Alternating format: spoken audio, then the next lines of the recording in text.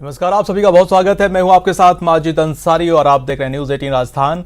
और खबरों की शुरुआत करते हैं। सबसे पहले कोरोना अपडेट बता दें कि प्रदेश में कोरोना पॉजिटिव की जो संख्या है वो 2.95 लाख के पार पहुंच चुकी है। राज्य में पॉजिटिव की संख्या आपको बता दें कि 2,95,953 हो गई है।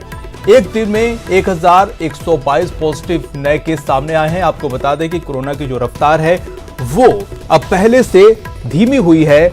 और एक बड़ी राहत की खबर है, प्रदेश में कोरोना से अब तक आपको बता दें कि 2,589 लोगों की मौत हो चुकी है।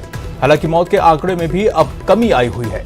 2,79,717 केस पॉजिटिव से निगेटिव हो चुके हैं। वहीं प्रदेश में अब 13,647 एक्टिव केस हैं। तो जिस तरह से लगातार कोरोना की रफ्तार तेजी से बढ़ रही थी, अब उस पर ओवरऑल पूरे देश में भी इसकी रफ्तार में कमी आई है। और प्रदेश में भी जो इसके आंकड़े हैं वो पहले से कम हुए हैं। लगातार इसमें कमी देखी जा रही है, जो कि बहुत ही राहत की खबर है। आपको बता दें कि 2,94,000 केसेस जो है अब तक सामने आ चुके हैं। और इसमें जो हर दिन आपको बता दें कि एक दिन में अभी 1,122 पॉजिटिव केस सामने आए हैं। और अगर मौत का आंकड़ा देखा जाए तो 2,589 अब लोगों की मौत अब तक हो चुकी है कोरोना से। तो लगातार हम कोरोना पे अपडेट आपको बता रहे हैं। और जिस तरह से कोरोना पे की रफ्तार तेजी इसमें देखी गई थी, उसमें अब भारी कमी देखी जा रही है।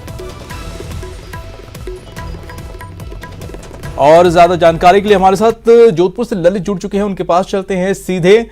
ललित, एक राहत की खबर जरूर है कि जो इसकी रफ्तार है वो धीमी हुई है। मौत का जो आंकड़ा है उसमें भी कमी आई है। तो जोधपुर में क्या कुछ स्थिति वहां पर देखने को मिल रही है?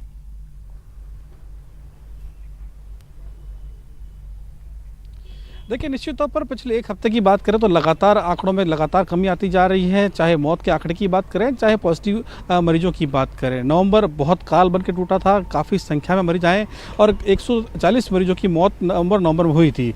लेकिन दिसंबर के बाद जो है कहीं ना कहीं, हालांकि आशंका थी कि सर्दी जैसे जैसे बढ़ेगी वैसे कोरोना का प्रकोप बढ़ेगा, संक्रमण की संख्या ज़्यादा बढ़ेगी। लेकिन अच्छी खबर है, राहत की खबर है कि यहाँ पे अब महज 100 से 120 के आसपास आंकड़े लगातार रोजाना आ रहे हैं, जो पहले 300 से 400 हुआ करते थे। मौत का आंकड़े की बात करूं तो सिर्फ 2 मौतें जोधपुर में कल दर्ज की गई हैं और 120 नए मरीज सामने आए हैं। सबसे अच्छी बात ये भी कही जा सकती है कि अब तक 54,000 मरीज जो हैं वो कोरोना से पॉजिटिव से नेगेटिव हो चुके हैं, वो कोरोना पे जंग जीत चुके हैं। तो कहीं ना कहीं जो कोरोना वॉरियर्स हैं, जो मेहनत कर रहे हैं लगातार मरीजों की, उनकी जो मेहनत है वो रंग ला रही है और आंकड़ों में भी लगातार कमी आ रही है। ललित, जिस तरह से जो है सीएम अशोक गहलोत रोज समीक्षा बैठक कर रहे थे और प्रशासन को भी अलर्ट किया था, तो कहीं ना कहीं जो जागरूकता अभियान भी चलाया था, तो क्या लगता है कि आपको उसका भी सब असर देखने को मिल रहा है?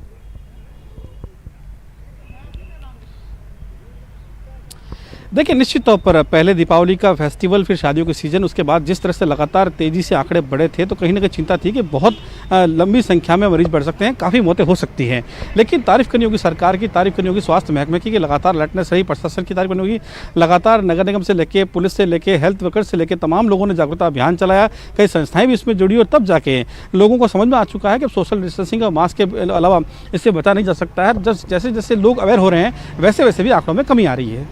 जी ललित, अगर पूरे देश में भी देखा जाए तो ये आंकड़े कम ही हुए हैं।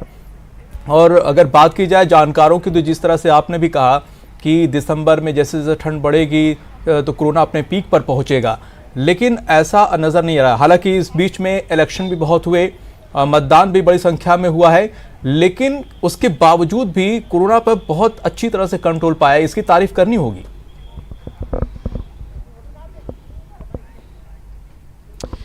देखिए, निश्चित तौर पर तारीफ करनी होगी स्वास्थ्य महकमे की, चाहे जोधपुर के अस्पताल हो, प्रदेश के अस्पताल हो, देश के अस्पताल हो। डॉक्टर पिछले 8 महीने से दिन रात काम कर रहे हैं और खास तौर पे कई डॉक्टर खुद पॉजिटिव हो चुके हैं, कई सीरियस भी हुए हैं, लेकिन उसके बावजूद उनका हौसला नहीं टूटा है। वो लगातार मरीजों की सेवा की है, इलाज किया है। यही कारण है कि अब तक इतनी बड़ी संख्या में लोग रिकवर हुए हैं।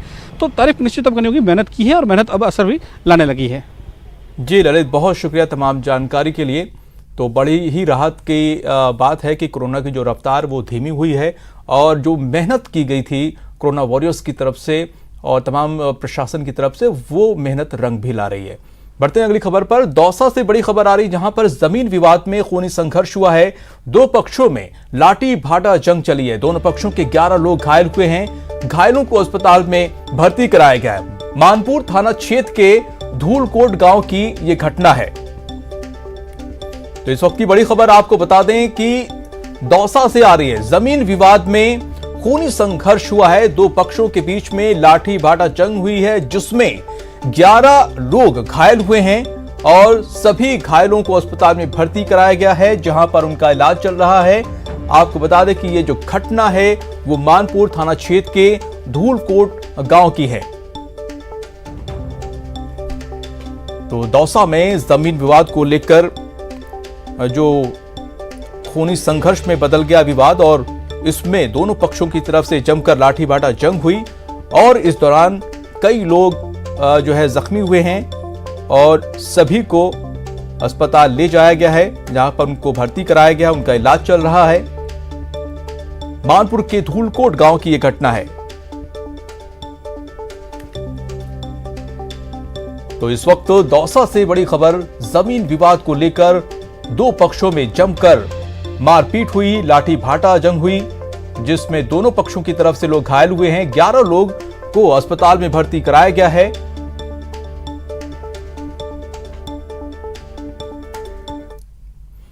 और जोधपुर से इस वक्त बड़ी खबर, जहां पर एमडीएम अस्पताल में हंगामा हुआ है। जी हां, अस्पताल के ट्रॉमा सेंटर में यह हंगामा हुआ है। महिला की तबीयत बिगड़ने पर जमकर हंगामा किया गया। पुलिस हिरासत में तबीयत बिगड़ गई थी। परिजनों का पुलिस पर मारपीट का आरोप है। रातानाडा पुलिस ने स्मैक के साथ पकड़ा हुआ था और अस्पताल में भारी पुलिस जाब्ता भी तैनात कर दिया गया है।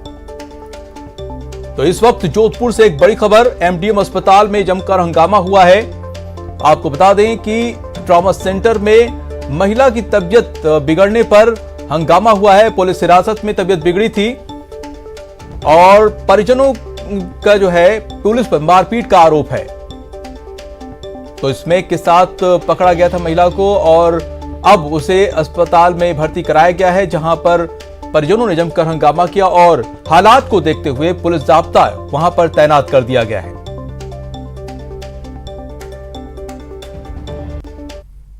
और कोटा से बड़ी खबर, जहां पर बदमाशों का कहर देखने को मिला है। बदमाशों ने एक घर पर ताबड़तोड़ जो है तोड़फोड़ की है और सरियों और डंडों से तोड़फोड़ की है। 6 से ज्यादा बदमाशों ने इस घटना को अंजाम दिया है। तो कोटा से बदमाशों का कहर देखने को मिला है। यहां पर बदमाशों ने घर में तोड़फोड़ की है, सरियों और डंडों से तोड़फोड़ की। 6 से ज्यादा बदमाश शामिल। ये एक्सक्लूसिव तस्वीरें भी आप देख सकते हैं कि किस तरह से ये घर में तोड़फोड़ की है। 6 बदमाशों ने, देख सकते हैं तस्वीरें कि किस तरह से यहां पर तोड़फोड़ करने के लिए पहुंचे हुए हैं। ये तस्वीरें सीसीटीवी में कैद हो गई हैं और देख सकते हैं किस तरह से बदमाशों का आतंक लगातार बढ़ता जा रहा है और पुलिस जो है बदमाश बेखौफ हैं। खाकी का जरा भी खौफ इनमें नजर नहीं आ रहा है। कोटा में 6 से ज्यादा बदमाशों ने घर में तोड़फोड़ की। ये तस्वीरें आप देखकर अंदाजा लगा सकते हैं किस तरह से इनमें खाकी का जरा भी खौफ नजर नहीं आ रहा है और बेतहाशा तोड़फोड़ करते हुए नजर आ रहे हैं। की आवाज आई तो मैं बाहर आई, घटना की आवाज सुन के तो उन्होंने एकदम सरिया फेंक के ऊपर से मारा तो कांच तोड़ के और मेरे लगते लगते बच्ची में जैसे साइड में बच गई, सरिया अंदर आ गया एकदम ऊपर का कांच तोड़ के। और जब कोई दूध वाला जा रहा था, दूध वाले ने कहा अरे क्या हुआ, तो उससे कहते तेरे को क्या लेने देना है, चल तू चला तेरा काम। वो 3 जने थे। और करते अगली खबर का, उदयपुर आबकारी विभाग ने बड़ी कार्रवाई करते हुए अवैध देसी शराब बनाने के बड़े प्लांट का भंडाफोड़ किया है। विभाग ने सूचना के बाद गुजरात बॉर्डर के समीप आदिवासी अंचल के गांव में भारी मात्रा में बनाए जा रहे अवैध देसी शराब को नष्ट कर दिया है। आबकारी विभाग के साथ कार्रवाई में शामिल पुलिस ने 261 बोतल देसी शराब भी बरामद की है। पुलिस ने मौके पर छुपाकर प्लास्टिक में रखे गए 33,000 लीटर से ज्यादा कच्चे शराब को नष्ट किया है। तस्वीरों में आप देख सकते हैं कि ब्लू रंग के ट्यूब नुमा प्लास्टिक के थैले में कच्ची शराब रखी हुई है और पुलिस उसे नष्ट करने में जुटी हुई है। बताया जा रहा है कि काफी दिनों से इस इलाके में बाकायदा देसी शराब का प्लांट चल रहा था और हजारों लीटर शराब बनाई जाती थी। पुलिस ने स्टॉक कर रखे गए शराब को बहा दिया है।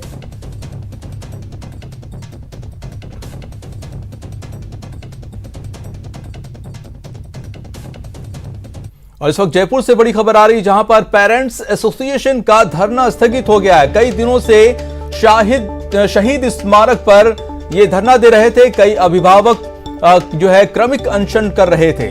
महेश जोशी के आश्वासन के बाद धरना स्थगित कर दिया गया है। सरकार पर पूरा भरोसा, अभिभावकों ने कहा कि सरकार पर पूरा भरोसा, इसलिए उन्होंने धरना को स्थगित कर दिया। हाईकोर्ट के फैसले का अध्ययन करेंगे।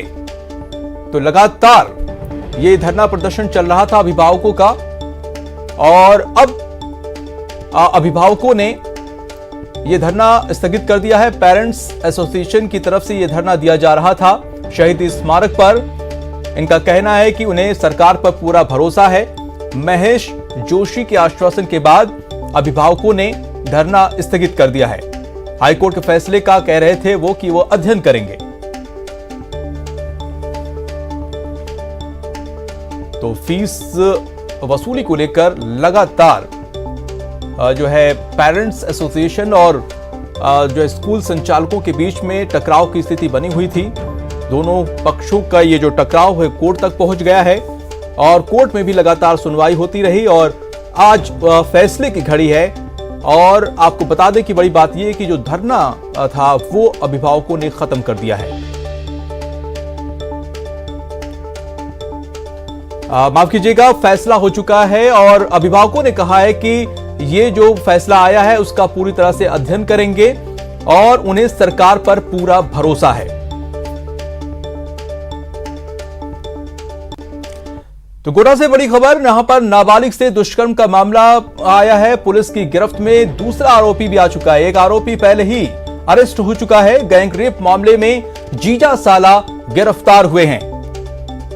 तो कोटा से इस वक्त की बड़ी खबर, जहां पर नाबालिग से दुष्कर्म के मामले में पुलिस ने गिरफ्तार किया है दूसरे आरोपी को। एक आरोपी पहले ही गिरफ्तार हो चुका है। तो पुलिस को बड़ी कामयाबी मिली है। दूसरे आरोपी को भी पुलिस ने अरेस्ट कर लिया है। नाबालिग से दुष्कर्म के मामले में, दुष्कर्म के आरोप में पुलिस ने जीजा और साला को गिरफ्तार किया है।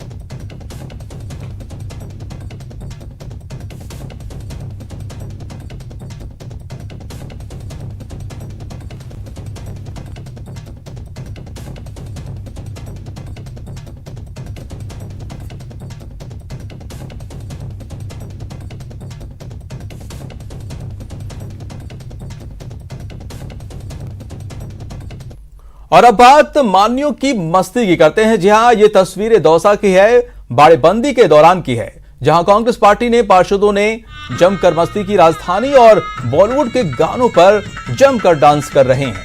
होटल में हो रहे इस डांस के दौरान न केवल महिला पार्षद बल्कि पुरुष पार्षद भी पीछे नहीं हैं। तो कांग्रेस पार्षदों का ये डांस देख सकते हैं दौसा में। और दो तस्वीरें आपकी टीवी स्क्रीन पर, एक तरफ पुरुष डांस करते हुए नजर आ रहे हैं तो दूसरी तरफ महिलाएं भी कम नहीं हैं, वो भी डांस कर रही हैं, मस्ती कर रही हैं। बाड़ेबंदी के दौरान की ये तस्वीर है। तमाम कांग्रेस के पार्षद बाड़ेबंदी में हैं और इस दौरान पूरा वक्त अपना मस्ती में गुजार रहे हैं, पुरुष और महिलाएं सभी।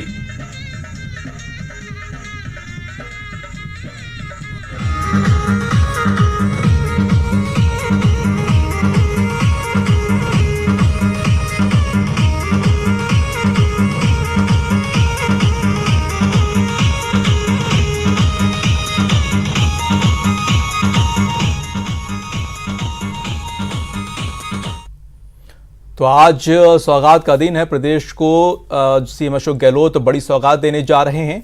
ये तस्वीरें, सीधी तस्वीरें हम आपको दिखा रहे हैं। 10,805 करोड़ की बड़ी सौगात दे रहे हैं। सरकार के पारदर्शी, संवेदनशील और जवाबदेह शासन के 2 वर्ष, चहुमुखी उन्नति के 2 वर्ष, नवोन्मेष और उत्कर्ष के 2 वर्ष, जन जन की आकांक्षाओं और आशाओं को पूरा करने के 2 वर्ष, प्रगति के नए अध्याय और सभी के जीवन में खुशहाली के ये 2 वर्ष राजस्थान के विकास में ऐतिहासिक है। वर्ष 2020 पूरी तरह से कोरोना से प्रभावित रहा। इस वैश्विक महामारी से न केवल हमारा प्रदेश और देश बल्कि पूरा राष्ट्र, पूरी विश्व प्रभावित रहा है। राजस्थान में माननीय मुख्यमंत्री महोदय के कुशल नेतृत्व में बेहतर प्रबंधन से न केवल कोरोना की चुनौती को निपटा गया, बल्कि इस चुनौती को एक अवसर में बदलते हुए प्रदेश के आधारभूत ढांचे को सुदृढ़ करने की दिशा में अनेक कदम उठाए गए। आज अनेक अभिनव विकास कार्यों और योजनाओं का निर्माण कर उन्हें सफलतापूर्वक क्रियान्वित किया गया और इसी का परिणाम है कि राजस्थान के कोरोना प्रबंधन की न केवल प्रदेशवासियों ने, राष्ट्रवासियों ने, बल्कि विश्व के अनेक क्षेत्रों में व्यापक रूप से सराहना भी हुई है। खुशी की बात है कि आज इस वर्ष 2020 के दौरान, पिछले 1 वर्ष के दौरान किए गए अनेक विकास कार्यों का यहाँ पर माननीय मुख्यमंत्री महोदय के कर कमलों से लोकार्पण होगा, विकास योजनाओं का शुभारंभ होगा और भविष्य को दृष्टिगत रखते हुए अनेक विकास कार्यों की नींव रखी जाएगी। आज का ये समारोह नोडल एजेंसी के रूप में सूचना एवं जनसंपर्क विभाग का कार्यक्रम है। हमारे मध्य मौजूद हैं प्रदेश के चिकित्सा एवं स्वास्थ्य तथा सूचना एवं जनसंपर्क मंत्री डॉक्टर रघु शर्मा, जिनके शानदार मार्गदर्शन से न केवल कोरोना की रोकथाम प्रभावी ढंग से की गई, बल्कि व्यापक रूप से जन चेतना जागृत कर जन जन तक कोरोना की रोकथाम का संदेश भी पहुंचाया गया। मैं विनम्र अनुरोध करना चाहूंगा सूचना एवं जनसंपर्क मंत्री तथा चिकित्सा व स्वास्थ्य मंत्री डॉक्टर रघु शर्मा साहब से कि आप पधारें और अपना स्वागत उद्बोधन दें।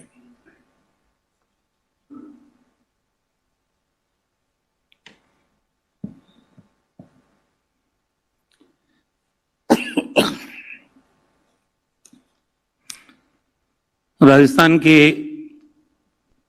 यशस्वी मुख्यमंत्री आदरणीय अशोक गहलोत साहब, हमारे प्रदेश कांग्रेस कमेटी के अध्यक्ष और शिक्षा मंत्री सम्मानीय गोविंद सिंह डोटासरा जी, मंत्रिमंडल के सभी मेरे आदरणीय साथीगण, इस वर्चुअल कॉन्फ्रेंस से जुड़े हुए सभी सम्मानित सांसद और विधायकगण, सभी जनप्रतिनिधिगण, हमारे सम्मानित मुख्य सचिव महोदय, डीजीपी साहब, सभी अधिकारीगण, आज कांग्रेस पार्टी की अशोक गहलोत साहब के नेतृत्व वाली सरकार के गौरवशाली 2 साल पूर्ण हो रहे हैं और ये सफलतम कार्यकाल रहा है। इस अवसर पर मैं प्रदेशवासियों को अपनी ओर से हार्दिक बधाई और शुभकामना देता हूं।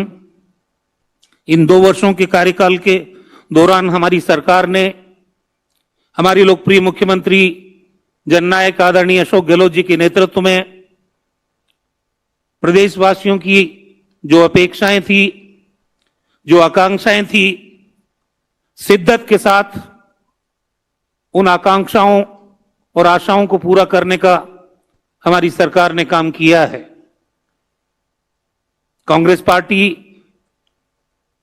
प्रदेश को पूर्णतः पारदर्शी, संवेदनशील, जवाबदेह और ईमानदार सुशासन देने में कामयाब रही है। राज्य सरकार के 2 वर्ष के सफल कार्यकाल की शानदार उपलब्धियों के व्यापक प्रचार प्रसार की जिम्मेदारी मेरे विभाग सूचना एवं जनसंपर्क की है। राज्य सरकार की इन सभी जनोपयोगी योजनाओं एवं उपलब्धियों को हम व्यापक तरीके से जन जन तक पहुंचाएंगे। इनका प्रचार और प्रसार हो इस बात को मेरा विभाग सुनिश्चित करेगा। आज के इस ऐतिहासिक दिन पर माननीय मुख्यमंत्री महोदय द्वारा प्रदेशवासियों को करीब 11,230 करोड़ रुपए राशि के 1,362 विकास कार्यों एवं परियोजनाओं की सौगात दी जा रही है। आज इन कार्यों का लोकार्पण, शिलान्यास और शुभारंभ किया जा रहा है। आप जानते हैं जिस ढंग से पिछला एक साल हमारा इस सदी की भीषणतम महामारी कोरोना महामारी से मुकाबला करने में निकला है, पूरी दुनिया, पूरा देश और हमारा प्रदेश। इस महामारी से हम लोगों ने संकल्प के साथ, मुख्यमंत्री जी ने कहा था राजस्थान सतर्क है, और राजस्थान में हम चाहे लॉकडाउन की बात हो, राजस्थान ने सबसे पहले पहल की और लॉकडाउन की अवधि में एक व्यक्ति भूखा नहीं सोए, इस संकल्प के साथ हमारी सरकार ने जो काम किया है वो राजस्थान की जनता के सामने है। दूसरा संकल्प था एक व्यक्ति की जनहानि नहीं हो, और मुझे खुशी है कि राजस्थान के कोविड प्रबंधन को, जब 2 मार्च को पहला केस आया राजस्थान में, मुख्यमंत्री जी ने राजस्थान के सभी विपक्षी दलों को कॉन्फिडेंस में लिया, उनसे बात की, क्योंकि महामारी है। और उसके बाद जितने हमारे धर्मगुरु थे, जितने एनजीओ थे, जो चिकित्सा जगत के नामचीन, चाहे रिटायर्ड लोग हैं, चाहे काम कर रहे लोग हैं, उन सब लोगों को कॉन्फिडेंस में लिया। और 2 मार्च को जब पहला पॉजिटिव केस आया, राजस्थान एक भी टेस्ट करने की क्षमता नहीं रखता था। हमको स्वाब लेके पूना भेजना पड़ा, यहां टेस्टिंग फैसिलिटी नहीं थी। इन 8-9 महीनों में कम से कम 150 वीडियो कॉन्फ्रेंसेस हुई, राजस्थान के आम और अवाम को टच किया गया। हमारे जितने सांसद विधायक हैं, 21 घंटे उनसे वीडियो कॉन्फ्रेंस के माध्यम से हमने और मुख्यमंत्री जी ने बात की, किन कठिनाइयों से उनके इलाके में लोग गुजर रहे हैं, उनका समाधान किस तरह से हो। जिस संवेदनशील तरीके से, जिस कमिटमेंट के साथ राजस्थान के लोगों को बचाने का एक संकल्प जो मन में था मुख्यमंत्री जी के, उस संकल्प के साथ कोरोना महामारी का राजस्थान में मुकाबला हुआ। देश के प्रधानमंत्री को तारीफ करनी पड़ी कि राजस्थान का प्रबंधन शानदार है। नीति आयोग के लोगों ने तारीफ की कि राजस्थान का प्रबंधन शानदार है। दुनिया में देश में सबसे कम मृत्यु दर अगर कहीं है तो राजस्थान है, जहां 0.86% मृत्यु दर हम लेके आए। राजस्थान के हेल्थ प्रोटोकॉल को, जो कि शानदार हेल्थ प्रोटोकॉल था ट्रीटमेंट का, आईसीएमआर ने माना, भारत सरकार ने माना, नीति आयोग ने माना। 4 दवाओं का कॉम्बिनेशन हो, HCQ हो, चाहे हमारी प्लाज्मा थेरेपी हो, चाहे रेमडेसिविर और टोसिलिजुमेब हो, 40,000 का इंजेक्शन अमीर आदमी लगा सकता है, लेकिन राजस्थान के मुख्यमंत्री जी ने ये कहा गरीब आदमी की जान बचानी है, ये 40,000 का इंजेक्शन गरीब को भी लगेगा। और हमने कामयाबी के साथ गरीब आदमी की भी जिंदगी बचाने का काम राजस्थान में किया है। राजस्थान में आज कोविड को ध्यान में रखते हुए ये कार्यक्रम वर्चुअल रूप से आयोजित किया गया है। सूचना और जनसंपर्क विभाग द्वारा राज्य सरकार की उपलब्धियों पर प्रदर्शनी भी ऑनलाइन आयोजित की जा रही है, और इस प्रदर्शनी में राज्य के 30 सरकारी विभाग सम्मिलित किए गए हैं। चिकित्सा विभाग के बारे में मैं समझता हूं इन 8 महीने 9 महीने के इस अवधि में राजस्थान में हमने अवसर में तब्दील करने की कोशिश की है, और जिस ढंग का हेल्थ इंफ्रास्ट्रक्चर मुख्यमंत्री जी के नेतृत्व में राजस्थान में डेवलप हुआ है, आज उसकी नजीर पूरे देश के सामने है। राजस्थान में चाहे ऑक्सीजन की